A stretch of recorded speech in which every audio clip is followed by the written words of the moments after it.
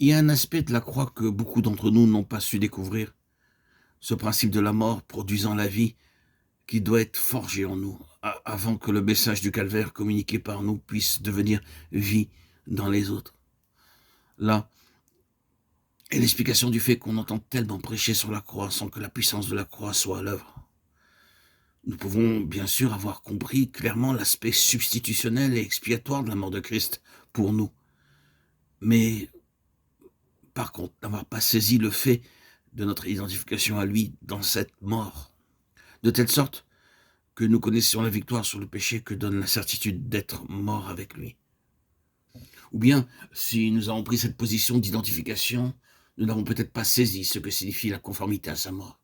Conformité qui permet à la puissance de la croix et de la résurrection de Christ d'agir en nous quotidiennement dans la vie pratique.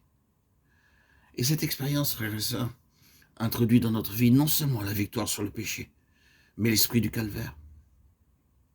Par contre, l'absence de compréhension à cet égard est la cause de cette anomalie.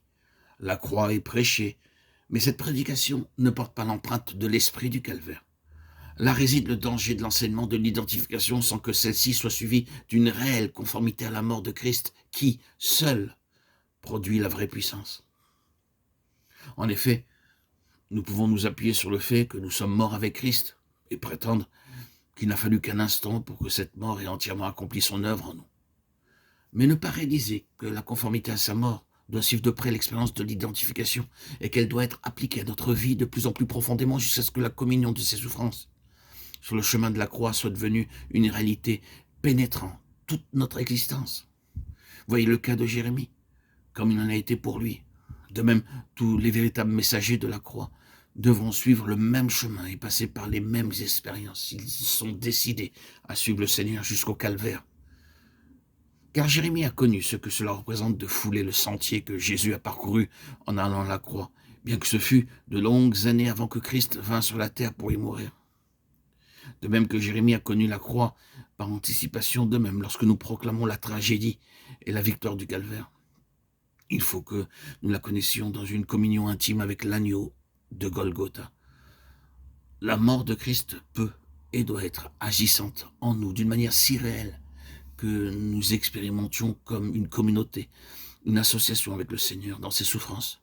Cela seul donne naissance à une vie qui triomphe de tout.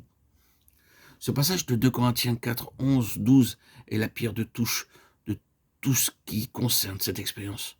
Nous qui vivons, écrit l'apôtre, nous sommes toujours livrés à la mort pour l'amour de Jésus, afin que la vie aussi de Jésus soit manifestée dans notre chair mortelle. Ainsi donc la mort opère en nous, mais la vie en vous.